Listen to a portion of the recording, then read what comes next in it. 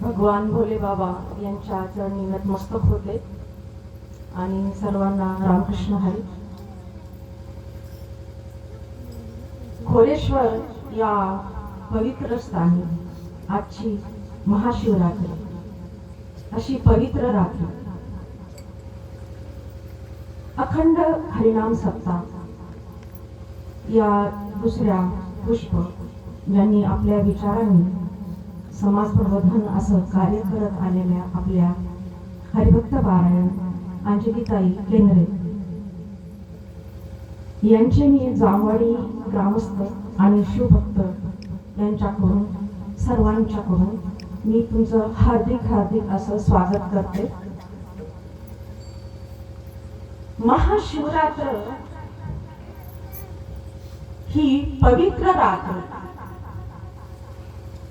भगवान भोले बाबा यांचं स्वरूप आपण जर समोर आणलं, भगवान भोले बाबा सत्य, भगवान भोले बाबा शिव, भगवान भोले बाबा त्याग, भगवान भोले बाबा आत्मशुद्धी.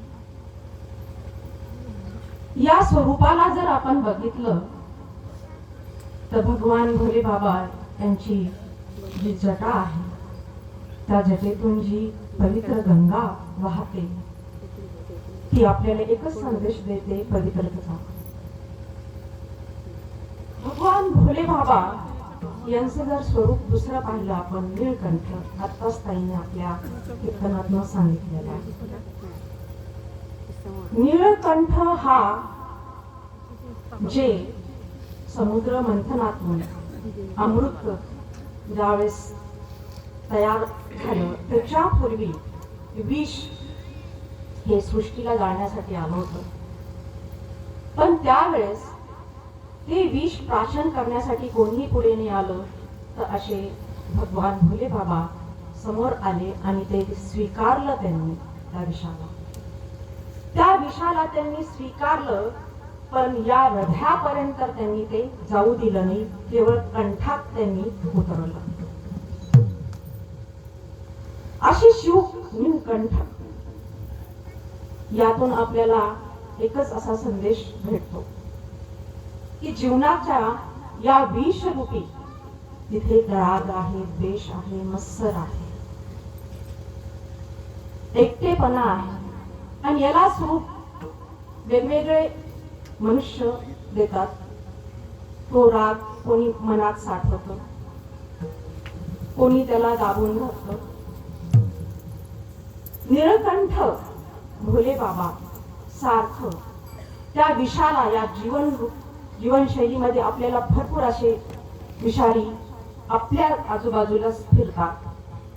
तर त्या विषाला नीळकंठासारखं आपण संयमाने त्याचा सामोरं केलं पाहिजे. यात आपल्याला एवढाच असा संदेश भेटतो की व्यक्तीने संयमाने धैर्याने जीवन जगलं पाहिजे. ताईने आत्ताच असं सांगितलेलं आहे की मोक्ष, ज्यावेळेस त्या मोक्षाच्या शब्दाकडे जात होते तर माझ्या मनात एक विषय येत होता की मन आणि मोक्ष काय संबंध असावा आजच्या या वास्तविकतामध्ये. मन जे आहे ना हे असं आहे की त्या व्यक्तीला तो तंदुरुस्त पण करू शकतो आणि बिमार पण करू शकतो. म्हणजे आपल्या मनाला आपण संयमाने भोले बाबा सांगतात जसं त्यांनी विषाला हृदयापर्यंत जाऊ दिलं नाही, आणि त्याच मनाला आपण संयमाने जर ठेवलं, धैर्याने जर ठेवलं तर आपले कार्य हे सुरळीत होते. असं हे महादेव यांच्याकडून असं खूप काही आपल्याला आदर्श घेण्यासारखं आहे. हरिभक्त पारायण अंजलीताई तुमच्या अशा मधुर आवाजात आम्ही असं मंत्रमुग्ध झालो होतो. थोड्या वेळासाठी आम्हाला असं वाटलं होतं मोक्ष म्हणजे काय आहे, काही स्थान आहे का, कुठं स्वर्गात जावं लागतं का, कुठे फुलाच्या काही दरबारामध्ये तिथे बसावं लागतं का. पण तुम्ही असं सांगितलेलं आहे की मोक्ष हे मनाशी संबंधित आहे. अहंकाराचा त्याग, अज्ञानाचा त्याग जो व्यक्ती या जीवनात करतो त्याला मोक्ष प्राप्त होतो.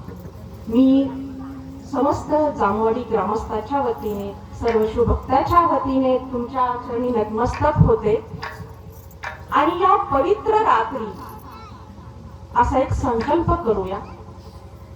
सर्व शिवभक्तांच्या वतीने मी महादेवाच्या चरणी प्रार्थना करते की आमच्यातला अज्ञान, आमच्यातला अहंकार हा नष्ट हो आणि सर्वांना सुख समृद्धी नांदो. एवढीच मी या भगवान शिवशंभूच्या चरणी नतमस्तक होऊन प्रार्थना करते आणि सर्वांना रामकृष्ण हरी.